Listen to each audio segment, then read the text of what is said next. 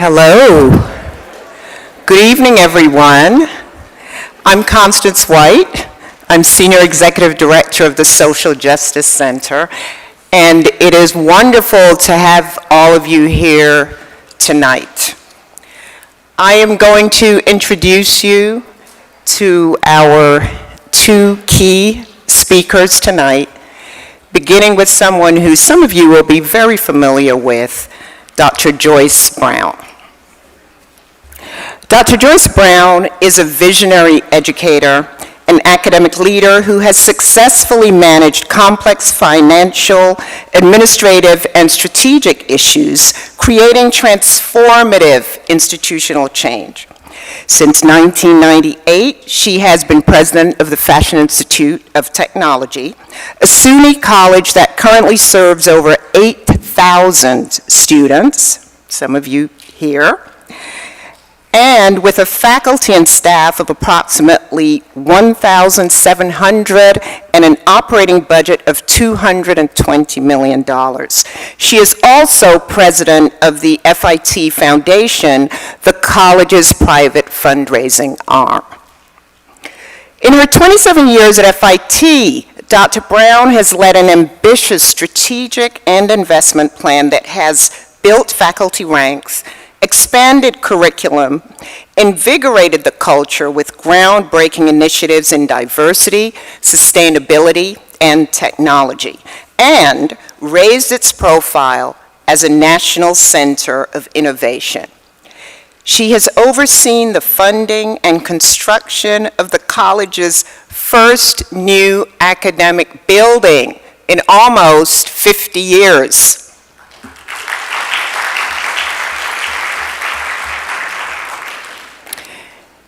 And I'm happy to tell you, I'm sure she's even happier, that it will open this week.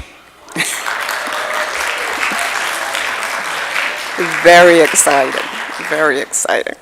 Dr. Brown also raised over $4 million from corporate partners to create the Social Justice Center.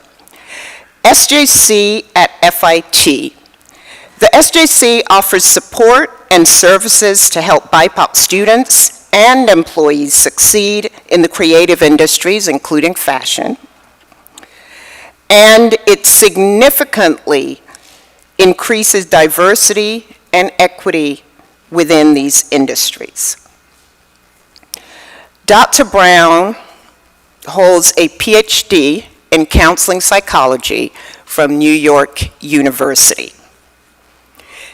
She will be in conversation tonight with the one and only Paul Tazewell.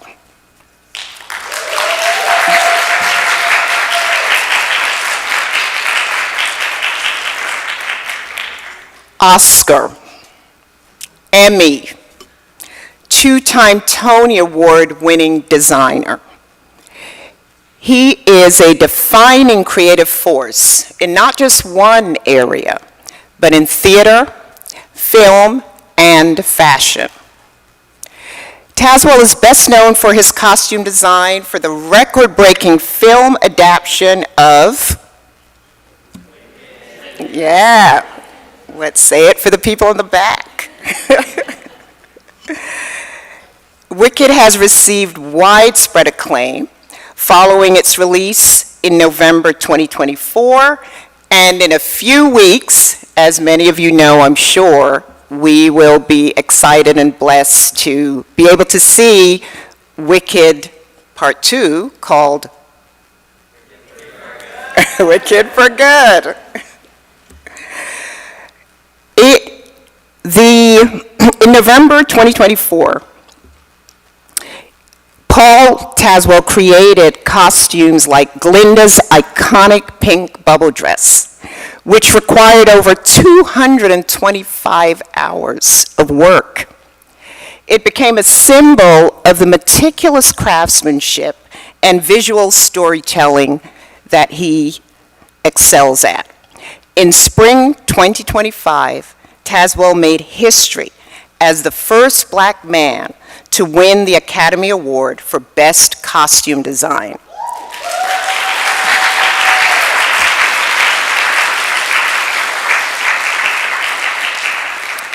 And his winning season didn't just stop there.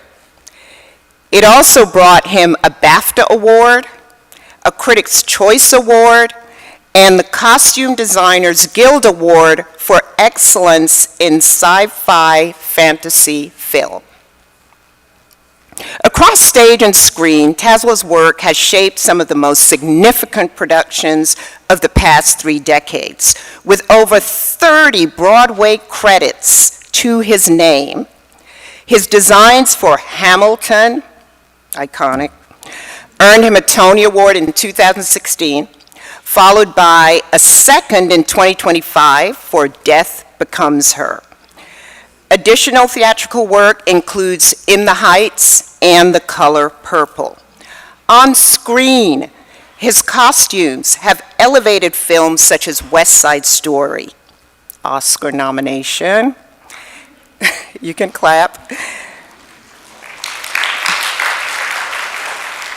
Harriet and the immortal life of Henrietta Lacks, as well as television events like the Wiz Live Emmy Award and NBC's Jesus Christ Superstar Live. His aesthetic voice also resonates in the world of fashion. For the 2025 Met Gala, he collaborated closely with Janelle Monáe and Tom Brown to create Monet's striking sculptural look. Remember that? A seamless fusion of form, identity, and theatrical design. That same evening, he partnered with eBay, my old workplace, to craft a fully upcycled ensemble for, yeah, oh man, you FIT students are so bright. For Chapel Roan, a pink, you remember it was a pink patchwork suit, but you may not have known it was made from more than 830 leather pieces.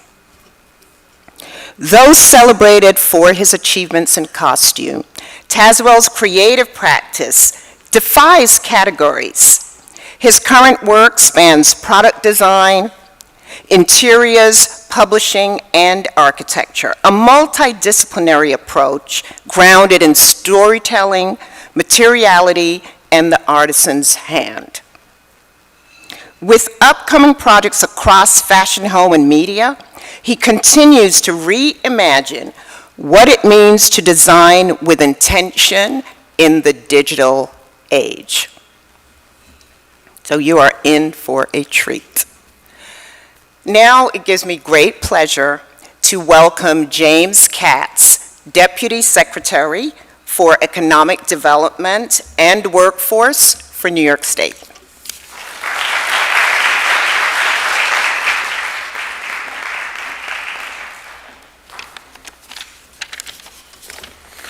Good evening, everyone, and welcome back. Everyone here who is with us this evening and everyone live streaming in from the internet to the Katie Murphy Amphitheater at the one and only Fashion Institute of Technology right here in the heart of New York City.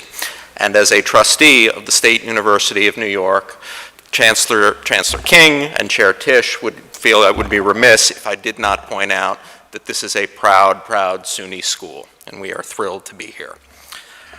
Thank you to President Joyce Brown for hosting us this evening for what is sure to be an insightful and inspiring discussion with acclaimed costume designer Paul Tazewell.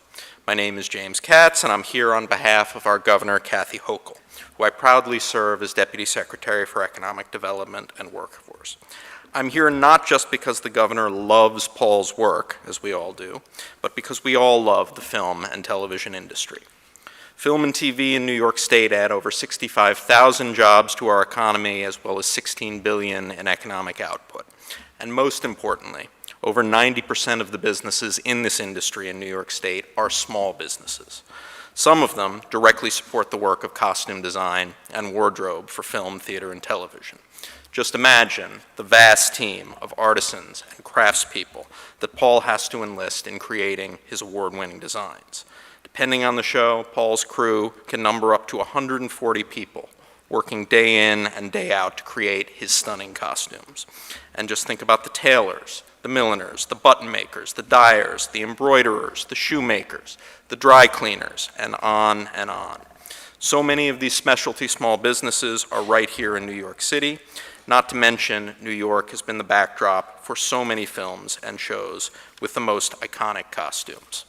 From Mrs. Maisel to Sex and the City to Paul's Academy Award-nominated work on 2021's West Side Story, it all happens here in New York. That's in no small measure because of New York's exceptional creative workforce, which starts with the talent and the passion that is present here tonight.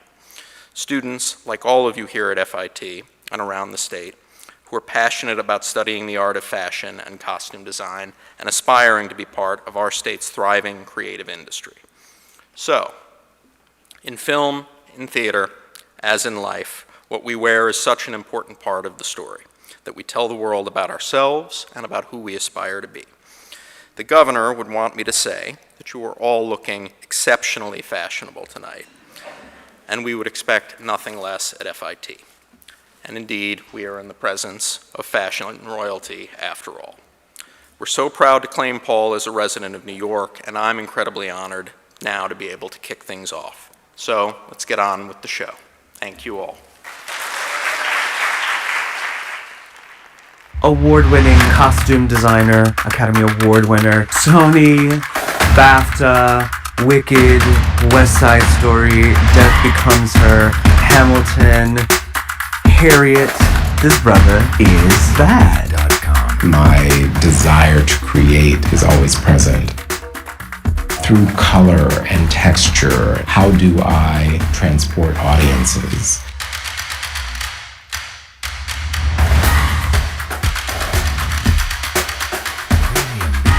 I see beauty as the antidote to the ugliness in the world, and my hope is that we can all arrive at that place.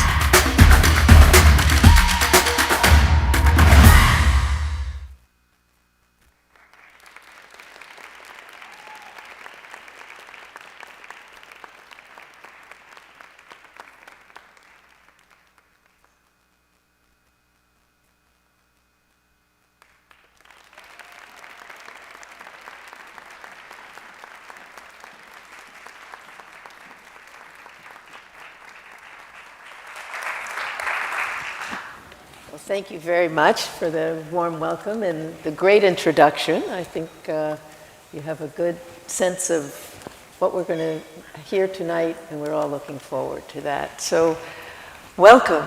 I've been so looking forward to having you here with us at FIT. So we are really, really pleased. So, you are a maestro of your field. As everyone heard, you've been a two-time Tony Award winner, a Primetime Emmy Award winner, an Academy Award winner, Broadway film, television, opera, ballet, you name it. So many stories, so little time. But let's see if we can start at the beginning. Okay. So you grew up in Akron, Ohio. That's right. That's right. And you ended up in Brooklyn, New York via Hollywood now. So Yes, yeah. how did it start? How did it start? Well, what was the muse? reeling back to Akron, Ohio, I grew up one of 4 boys, and so a family of 6 in the west, on the west side of Akron. And I grew up asthmatic, so I wasn't very athletic. And when I was younger, my mother realized that I was very good at drawing and painting and into crafts. So that was the way that I occupied myself. When some of the other kids were out there, out running around. And because of that, I also honed those skills. And I started to sew pretty early in life. And when I got to high school, I fell in love with the world of theater. And at that time, I wanted to be a performer. I wanted to be an actor, singer, dancer. I assumed that I might be the next Ben Vereen. Of course. But at the same time, I was also very, very much into costumes. And so I was designing the costumes for the same productions that I was actually playing in. That was, so like when I was a junior in high school, there was a production of The Wiz, and I played The Wiz, and then I also designed the costumes for The Wiz. And that was the first costume design overall that I ever did. So where were you then, in high school? Yeah, I was 16 years old. Yeah, and so I was making it on my mother's Singer sewing machine in the middle of our kitchen, and as much as they would, getting input and help from my family, and so that and that kind of creativity was encouraged in my family. I mean, it was a way for me to express. And when I was looking for schools, I was trying to find or make a career choice, at least at that point, that would acknowledge my interest of theater, and then also make a choice, where I could fall back on something. And that happened to be Pratt Institute, where I entered as a fashion design student. But my interest, my parents' interest was that I had a college degree.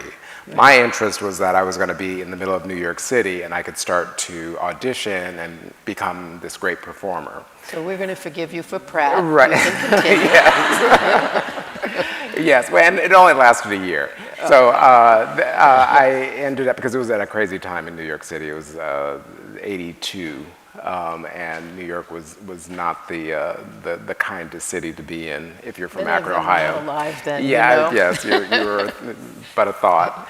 And I went to North Carolina School of the Arts. I was there as an undergrad, majoring in costume design for 3 years, the next 3 years. I then, in that 3 years, I learned to be a costume designer. I was provided all the skills of being a theatrical costume designer.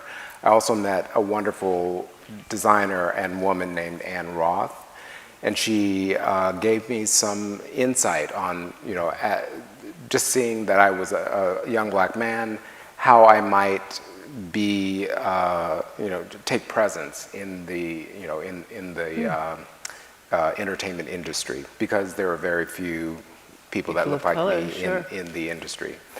And so I ended up, at the end of that period, I ended up going to NYU, to Tisch School of the Arts, and I majored in costume design and set design. And after those 3 years, I started to design. And indeed, because of that time and the productions that were being done about people of color, the stories that were being told, I was working a lot. And I was asked to design, and it was theater at that time, and I was working at the Arena Stage in Washington, D.C. I ended up moving there. I was the resident costume designer there, and then Bring It to Noise, Bring It to Funk was my first production here in the city on Broadway, and I was nominated for a Tony. That was my first nomination as well. Nice. And that was 35 years ago, so this is where I am now. Well, it's always so interesting. There's so much that goes into the costume design. I mean, it's the visualization of the story. It's the storytelling, And there's so many questions one can ask. I mean, the clothing sets the stage for the time and the place. If that is not correct, then the story won't make sense, So I guess it would be interesting to hear you talk a little bit about where do you begin? There's so many factors that influence what that looks like. The politics of the time, the social context of the time, the economics, the all of it, everything that people are living through, what the history is of the time. So where do you go first? What really does sort of create the moment for you that what the beginning is of your research and your work? When I'm asked to design a production, I am normally approached by the director. Say for Wicked, I was approached by John M. Chu. We had a connection because John had directed In the Heights, the movie, And so he became friends with Lin-Manuel Miranda, and because I did Hamilton, I was connected to Lin, and then, you know, and I was visible because of Hamilton and also because of West Side Story and Harriet. And so I made it on the list of possible designers. I was called in, and I had put together, I put together a deck of images that it provided insight on how I might tell the story of Wicked. And so that, and this is just to say, I mean, and this is the way that I work on most productions. I pull together as many images as I can that feel reflective of what my point of view on how I might tell the story. So it gives you insight on textures, cut, if it's going to be period, just different qualities that inform the production overall or the film overall, and also speak specifically to character. So I would think the characters lead where you're going Absolutely, with it. absolutely. And there's a lot of conversations that happen. I mean, I'm trying to get out of the director how they want to tell the story. What is their point of view in telling the story? Mm-hmm. And so I'm asking a lot of leading questions that will give me information so that I can realize whether the direction I'm going is the way that they want to tell the story, or if we need to go a different direction. I guess it would help if you have the writer as well, yes? Well, I mean, oftentimes sometimes you don't want the writer. Sometimes it's easier if they're, you know, if they're not present. But you know, because you know that then provides the possibility of changing. But you know, it's good to have something that's solid, that, you know, a way of telling the story that is fairly solid. And then I take that imagery and I start to refine it. You know, so I'm editing images, showing them again, having more conversations, and then really editing down so that we can then say, okay, this character is going to have this number of looks. Mm-hmm. It will be set in this kind of period, and then I go about drawing. And I'll draw any more. I will draw quick drawings. I'll do quick sketches. So if it's for theater, I normally take it to the end. Like I'll do pencil sketches. Actually, there are some that I can give. I mean, I don't know if you want to do this now. Whatever. I mean, I have some images. Okay. This is just a statement for everyone, but it might provide some insight. This is the beginning of my career. I've worked with Elaine Stritch, Christopher Plummer. In the Heights is in the middle. You can see behind me Swan Lake. That was also Bringing in Noise, Bringing the Funk. But then this gives you, you know, these are final sketches for The Wiz Live. So beautiful. And it gives you some insight into the final image that I'm providing for the director, or the studio, or both, so that they have an idea of what the costume is going to be, what my point of view is. And so this comes after I've done everything that I was talking about, providing. How long does it take you to get to this point? This is probably 8 months of work. So it's working with the director, with the set designer on this. You know, we were working very closely with the lighting designer or the cinematographer. It's 8 months to a year of work to get to this place. But this then shows some of our process. You know, so there's makeup. There was a makeup designer, and so it was realizing what my design was as makeup. There's also Queen Latifah that's there, Uzo Aduba as Glinda, and then those sketches that are there are my pencil sketches that then were created into more like the costume sketches that I had before, and then. For something like Hamilton, these were all the original sketches that were done for Hamilton. So, you know, it's old school for me. Part of my process is to have it come out of my brain and through my hands and then onto the paper.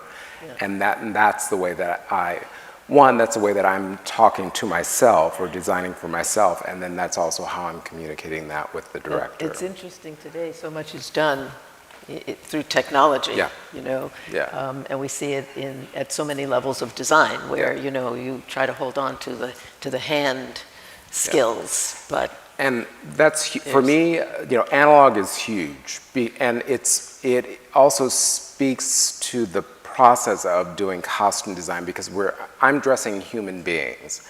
And I'm dressing human beings that are telling human stories, usually, or have some human appeal and need to engage with, you know, the emotions of audiences. Yeah. And it's necessary to have that human touch in the creation of the costumes as well. I mean, you also can't really arrive at the proper fit without human touch, and also the making of costumes requires that as well. So you're really talking about authenticity, right? absolutely, You know, absolutely, and that's absolutely. what 8 months of work also brings you to a point of authenticity in what you're creating. Yeah. And, you know, speaking of the 8 months, I mean, that is the very beginning, really, of the process of then creating all the costumes. What you really see. Right, right. So then the creation of the costumes might be, for a Broadway show, it can't be less than 2 weeks. I mean, I'm sorry, 2 months. It's more like 3 months of building, and then you go into the tech process, and then preview, and then you're opening. So you know, it's a significant amount of time. Time, effort, energy, Yeah. heart. Yeah, yeah, definitely. These were, again, what I presented to Casey Lemons, who's the director for Harriet. This kind of imagery was what I was presenting to her, and the center, if you look at the photograph of Harriet Tubman, that was a photograph that was found very soon before. It was, it's at the Smithsonian now, but it was a new photograph that had been found of Harriet Tubman as a young woman. And that informed how I was going to design her costume track in a huge way, because it gave her depth in a way that I had always seen Harriet Tubman as the woman over to the right, and also behind.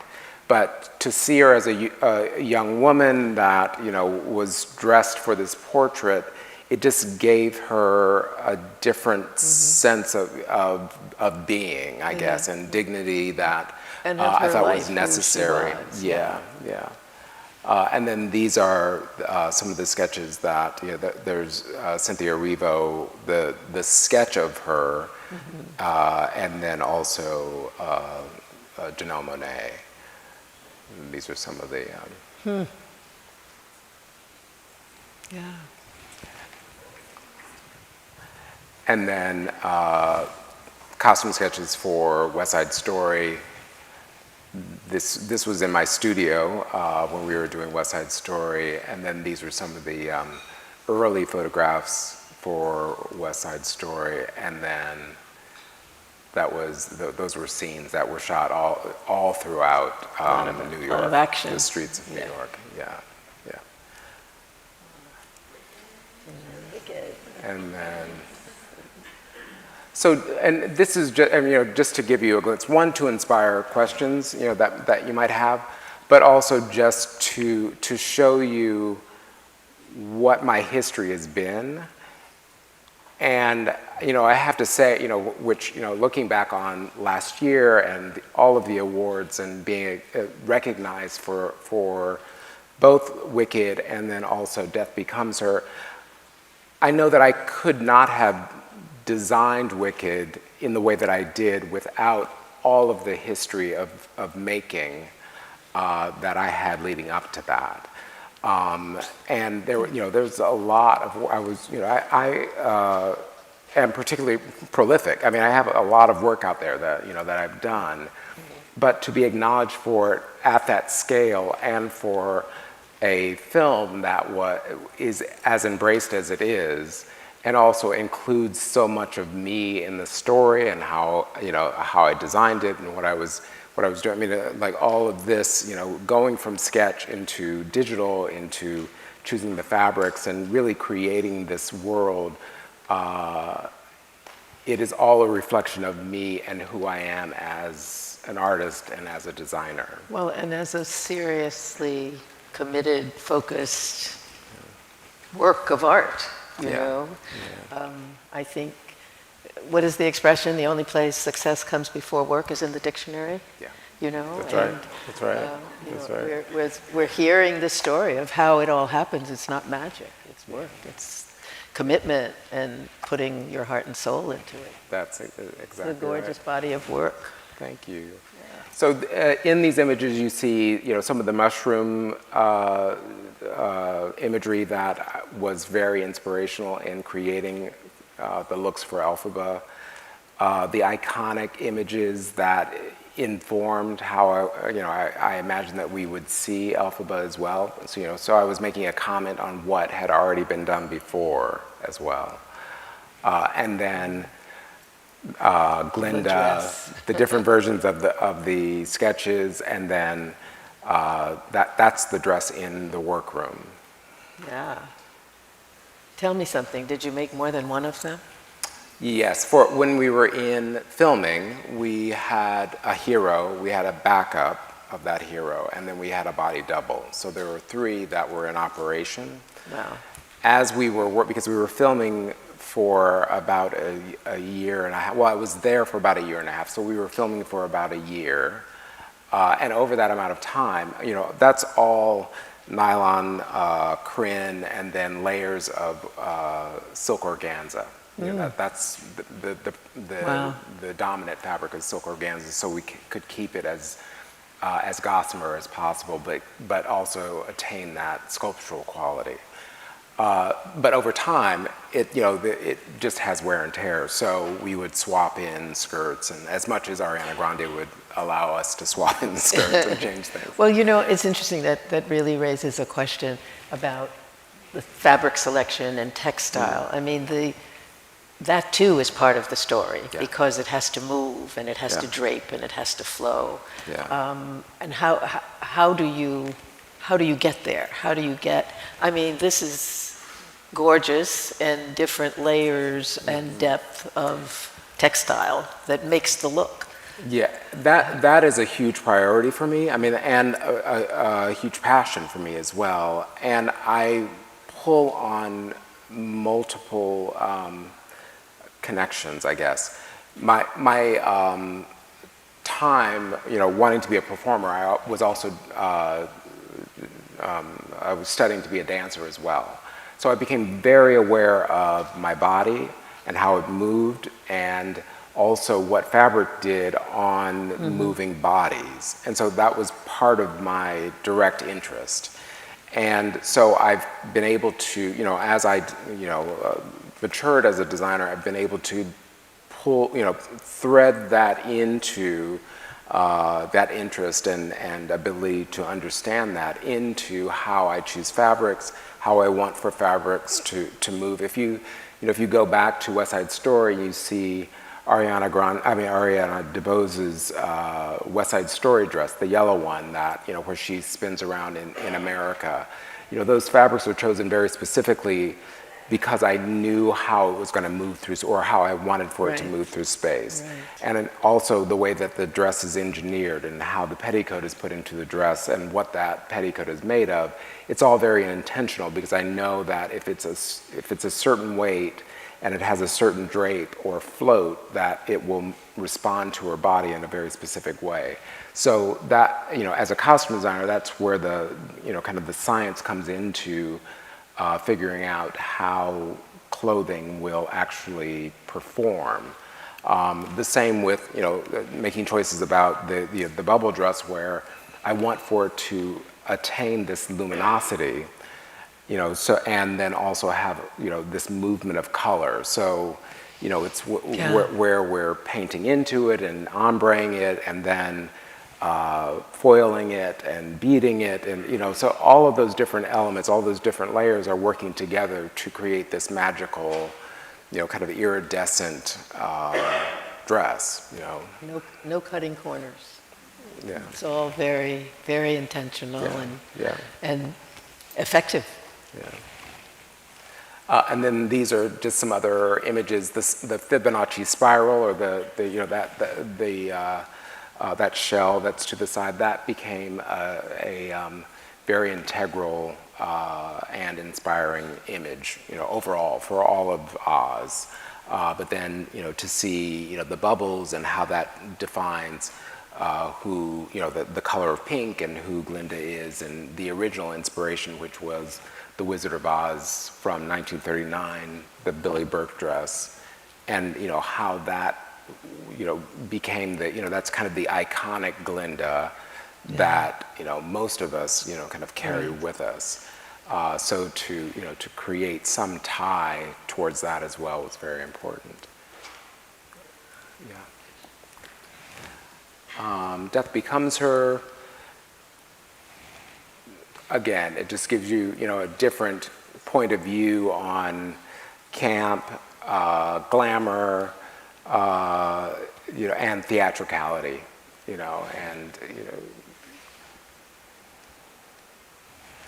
and then Sleeping Beauty, this world that, trying to figure out how to transcend within the genre of classical ballet, shape and form and movement as well, and putting all of that together. And this is actually, it speaks to my work here, with all of you students. I mean, I also prioritize with my life giving back and engaging and nurturing young people who are creative and want to do what I want to do. Yeah, or what I do.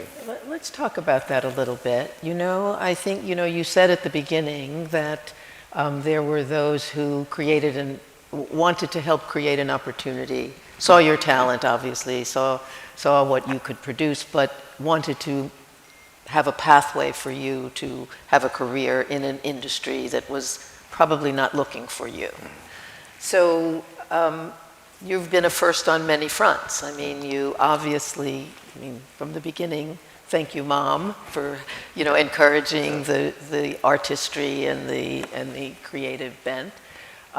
You obviously had much to bring to the table, but there are also obviously going to be many challenges along the way. I mean, we're hearing the results of the journey, but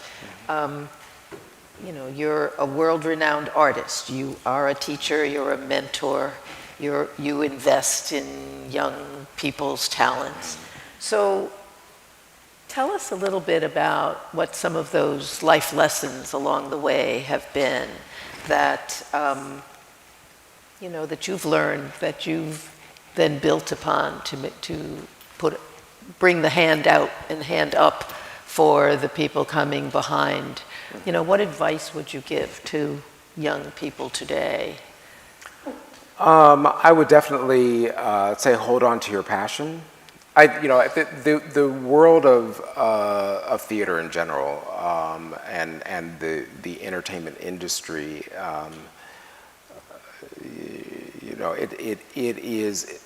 it is a tough process to find your space within it. Yeah. And I think that it's well known that it is tough. I mean, with auditioning or for me, living as a freelance designer for a good number of years, you're going job to job, and you're nurturing those collaborative relationships with directors and other designers the best that you can in order to garner more work. But there are some, obviously there are some designers that are able to join actual companies, but many costume designers are freelance designers, and they're going job to job. So I think that you have to have the passion for what you do and find what that is about your job, about the designing that you really love. And I was able to find that in the collaborative process of making. I was able to find that in how I work with actors to develop design, to create what who these characters are going to be. I love the painting and drawing and figuring out what the world might possibly be. I love the history and researching. And I love fabric and figuring out how it's going to move or be sculptural or be authentic to a specific period. So, there are many aspects to costume design that I engage with, and it really speaks to me. And then other designers work in other ways. I mean, if you're a designer of modern dress film, you might love fashion, but you still love telling a narrative story with that fashion. So you can tap into that. And you might not be as interested in historic, or period drama or musicals. So it is important to find your own connection to what it is that charges you in designing. I think that you also you have to engage with it all the time. You have to really want to be in it and make it. Yeah. And again, that was something where I for a long period of time I lived for costume. I still do live for costume design. I mean, I'm always working on new projects and engaging in that way. So I think that it's very important to because you're going to spend all of your so much of your life doing it. It sounds like you also have to be a good listener. Absolutely. Because you're really tapping into what those stories are that people are telling you about their own creativity. Yes. And you have to build on that. Yes. And that, I was talking to somebody earlier, earlier today. I was being interviewed, and it occurred to me that I used to want to be a psychologist when I was a kid. So you think about, okay, a doctor, or lawyer, or doctor, fireman, policeman. I wanted to be a psychologist, and then I wanted to be a puppeteer. I think I wanted to be a puppeteer, wanted to be a psychologist, and I wanted to be a performer or something like that. Well, there's a theme there, I think. Right. But those, the psychology of it is my curiosity about people and what makes people tick and why people think certain ways and why they dress themselves in certain ways. I mean, I used to spend hours in the mall just watching people and wondering what is their story. Yeah. And then why might they be dressed in what they're dressed, and how do they relate to other people, and that has helped to inform how I see characters, and so I would spend a lot of time staring at people, and and sometimes people would look at me and wonder why I was staring at them, but it was all to go into my bank of human knowledge, I guess. Yeah. And there's a non-judgmental aspect to that as well. Yeah, It's definitely. observing and curiosity and wondering and exploring, but not judging. So Exactly. that, Exactly. all of it becomes part of the equation. Right. That's great. Yeah. So I'm sure along the way, I mean, we're telling the story now at this end of the tunnel. I'm sure there were many other jobs you had to do and take and survive as you went from job to job, as you put it. What were some, I hear you say the passion, and I always worry that for young people, they don't know how to find that passion. There's a lot of things ticking, but you're not sure how to really focus that. What were some of the things you learned along the way as you had to do other jobs just to keep going so you could be ready for the job you really wanted? I think that when I was starting to design, I was very fortunate to be able to be the designer on projects, because I was talking about the productions about black and stories about black and brown people. Those stories were becoming popular, but I also had to work on productions, or I was asked to work on productions that were not particularly well paying. I mean, they were either productions that were off Broadway or in the Midwest, and so it didn't make for a good living at all. Right. So you do have to, there are compromises on how you might live your life. And you have to be okay with that. Living like a student lasted for a long period of time, especially because I was living in New York City, and so it made for a challenging, just daily life as I was, kind of really leaning into my craft. Thankfully that only lasted as long as, then, when I went to the arena stage and I was the resident costume designer, but then I had to leave New York in order to be able to do that, in order to be able to flourish as a designer. What that did provide for me was that I was out of the gaze of New York City, and I could really hone my skills and work with very talented people, and then I could come back. Yeah, that's interesting. I think that everybody has, there's no, magic, right, way. There's, I think that everybody finds their way in kind of miraculous ways in the way that you meet people. And, one thing I would definitely stress is the world of entertainment is very small. And it's imperative that you leave everyone, really loving you as much as you can. You have to keep lots of friends, And, I've always pushed forward operating from a place of kindness. And that was how I was raised, and, that has served me in this business, because I think that it's also, in being kind, you're also being respectful of the humanity of somebody else. Yes. And that, even if you're being faced with someone who has not quite arrived in that place, and there are lots of personalities that are in the world, in the entertainment industry that you will come in contact with.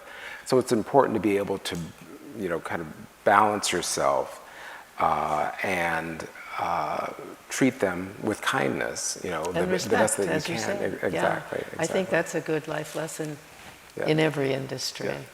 I know that we have to move to questions because they've been asked, but I have one that I have to ask, because this generation is very, very concerned about sustainability and preserving the planet.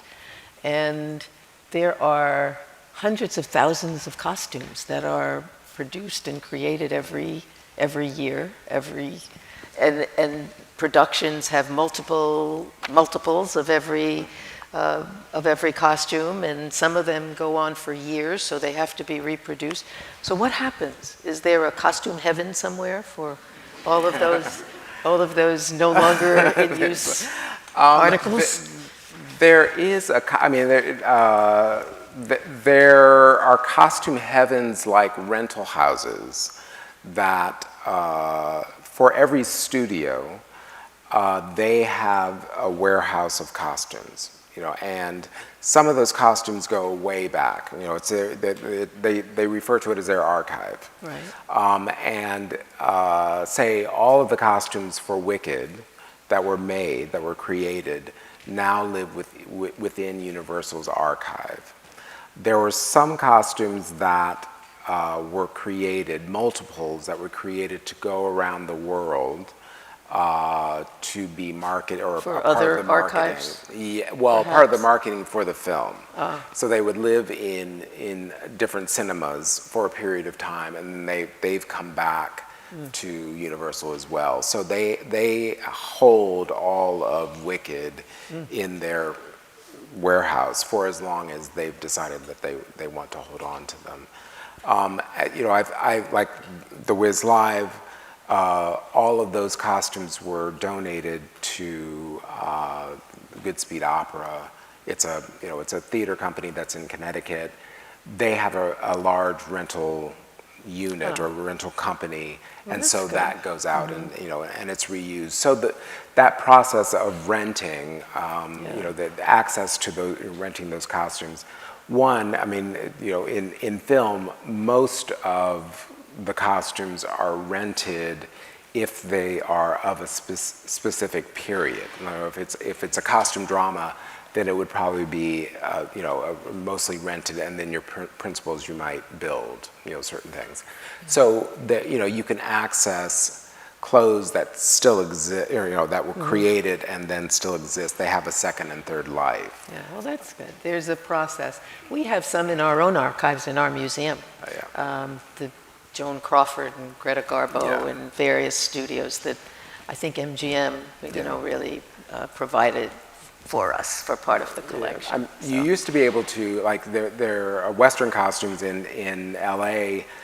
Sometimes you would go through and then you would see this, name tag, and it would be some, a Joan Crawford or Betty Davis or, someone who had worn it. Yeah. And that's really exciting. Yeah. That is exciting.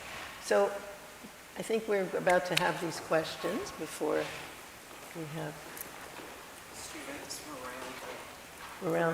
around New York State. All right.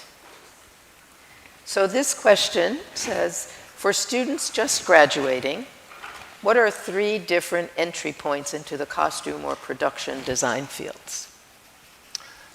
Can you repeat that again? Sure.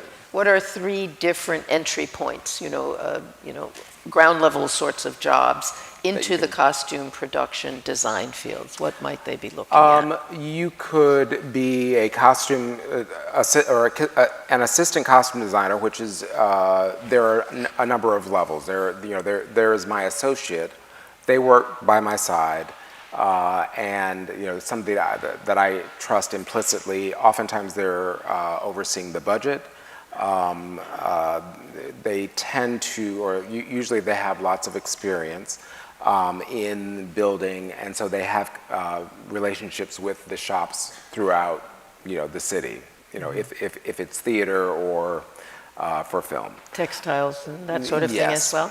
Because they're then overseeing a team of assistant costume designers as well that don't have as much experience, but have, they might be, proficient at custom shoes and millinery and swatching fabric, or different kinds of fabric for different kinds of embroidery application. and different kinds of levels. Exactly. So that is a way in, is to be usually it's an intern that then becomes a second assistant that then becomes an associate. And that could be a long process. And there are some people that are career assistants. They don't have the desire to be their own designer. They want to work with a team. You might also be a draper or tailor. So a draper is a maker of costumes, or you might refer to them as a dressmaker or a costume maker. And then a tailor is the same, and those terms are interchangeable. In the UK, in London, they're interchangeable. They usually refer to costume makers as tailors. But again, within a tailoring team, you'll have the lead tailor, and they're the expert at making the costumes. And then they also have a team of makers. So people who, they might be great at pattern making, they might be great at the making of, the fine making of bespoke clothing. And many on Wicked, we had, makers and tailors that worked in, couture shops. So they had that knowledge of finishing, all that handwork. They come in with that, kind of the background to be able to approach some of the techniques that I was asking for. So you might start in that way and then decide that you want to pivot into design if that's the direction that you want to go. There are also, there are a lot of people. I'm actually headed to LA for Lightbox, and that's an exposition of concept artists.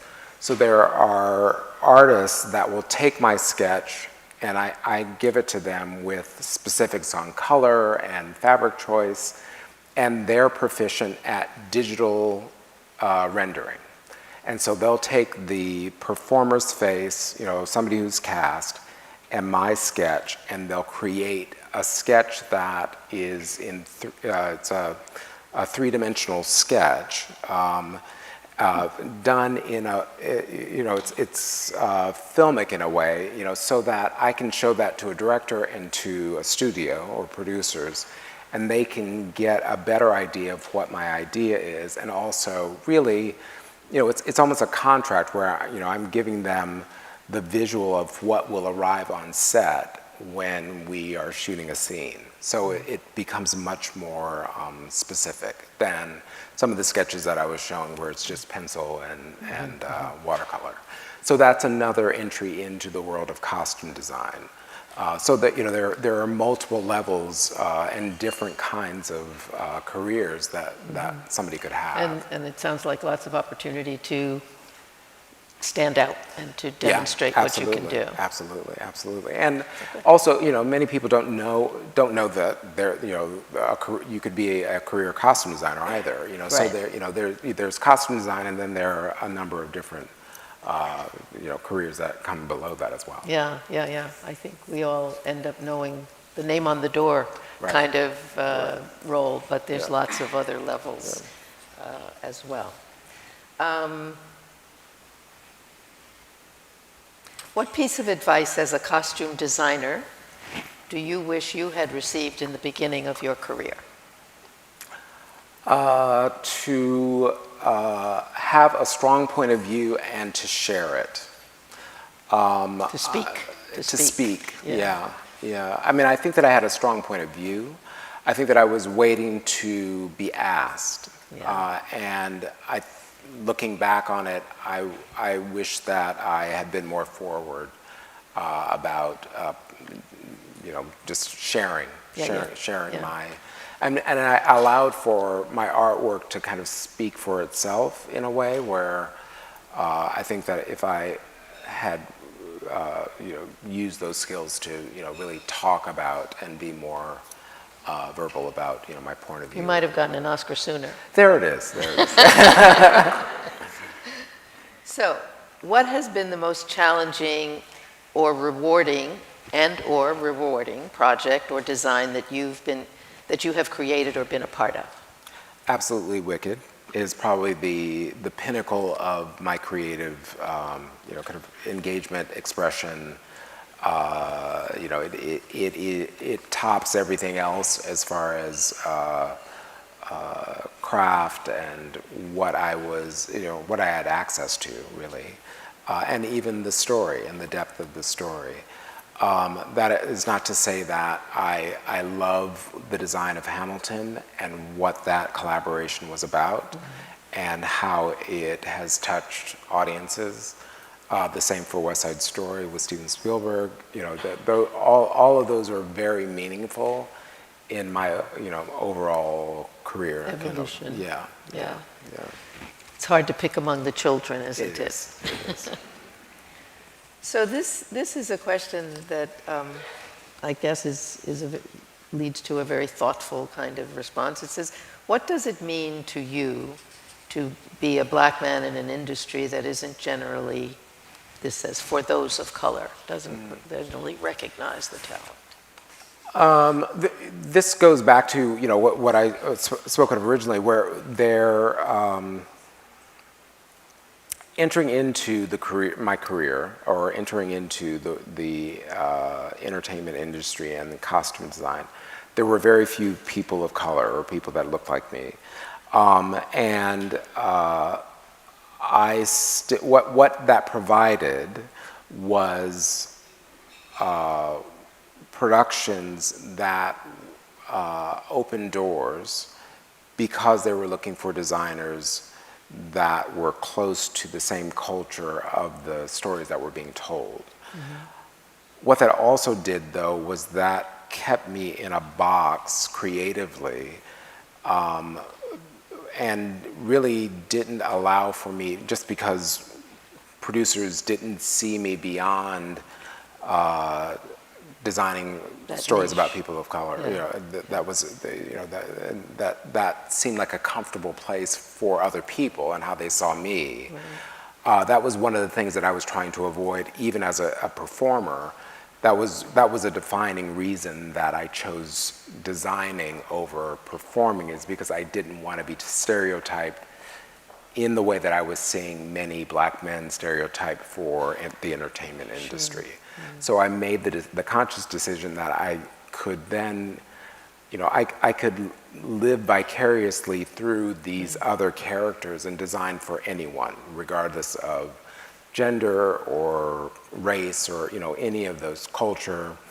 And so it seemed expansive. And then entering into the reality of being a costume designer at that time, it was still limiting. Yeah. And there are even times where I will, I tell stories about being at a long conference table, like a production meeting, and I'll still be the only black face, at the table. And you have to decide what you're going to do with that, and if that is, how does that affect you, and how do you walk through life, and what do you prioritize, and when you're thinking about opportunity, how you represent yourself, how you represent those that are close to you, what you prioritize in the stories that you choose to tell, and adjacent to that is how, as a freelance designer, am I going to make a living? So there are very real questions that you have to ask yourself when you are navigating this industry. Sure. And I think that it is a huge privilege to have gotten as far as I have, but also to just enter into and be able to make a living as a costume designer, or anyone in our business. And so I think that it's important to be well aware of all the different elements. Yeah. As you're making decisions about your life. Well, it really goes back to what you said before also, and that is when you say be kind, it's also to be modulated, to consider your reactions, to understand your role in the rooms you're in, and what your long-range goal is. So it's all of that. Absolutely. Yeah. I mean, I think that it's also necessary to as well as being vocal, to be honest with what you're saying. And I think that you do go into environments. You're in spaces where you can find safety and say, as long as it is respectful, say what's going on, so that other people, because this is, our industry is one that is about conversation. It's collaborative, which is then fueled by conversation and by clear conversation. So if you can develop a vocabulary for talking about things that are very important for you, then you will have an ear that will hear that, and that propels the whole group forward. Right. And that's not just in the entertainment industry, it's in any industry that you go into. It's developing a way of communicating with someone else that is, that's clarity around what your point of view is. So. Yeah. All right, we have one last question, and I know everyone is anxious to get to the reception and an opportunity to talk with you. But this last question says, what elements did you want to keep for the Wicked movie costumes, and which ones were you excited to change for the film adaptation? What elements did I want to keep from the Broadway show, from the Broadway film? The Broadway show? Yes. What did you want to keep, and which ones were you excited to change? As a designer, as a creative being, my interest is to create, is to realize my point of view and how I see different characters. So with respect, Susan Hilferty is the original costume designer of the Broadway show. When I was honored with the job of being the costume designer for the film, she's a dear friend. I went to her and I said, let's have dinner. I wanted to just let her know that I was going, I was offered this role, and And you just had a different just idea. to be, and that, yeah, I mean, that we were going to go a different direction. I mean, the director, and the producers wanted to re-envision what the world of Wicked would be. That said, I was acknowledging the overall culture of The Wizard of Oz, Wicked the book, The Wiz, all of the different versions of this story are now part of our collective consciousness. And I think to provide entry into this story from the lens or through the lens of 2024, 25, it was important to acknowledge that in how I was creating a world. So you see, glimpses of, for Wicked for Good, her bubble dress in much of that film is a blue and lavender dress, which silhouette-wise is more based on the Billy Burke dress from the 1939 film than it is anything else, than reflective of my own the pink dress. And then the color of the blue and purple is more reflective of Susan Hilferty's Glinda dress from the Broadway show. So both of those were to honor those Glindas that had come before my Glindas. But I think that it just is additive in how we experience what the story is, because it has been told in so many different ways. It's our American fairy tale, so we keep retelling and retelling who these characters that we know and love, and to be able to see it from different facets is what is exciting. And so I wanted for everything to be as different as possible, but to have the energy of something that feels very nostalgic, because that's the energy of the story overall.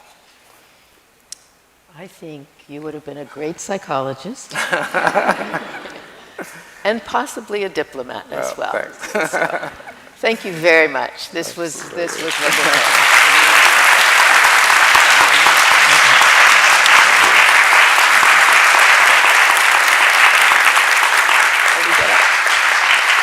I think we're going to have a reception outside. We'll see you all right around the corner in the reception. We got this one? Well, I think we probably want to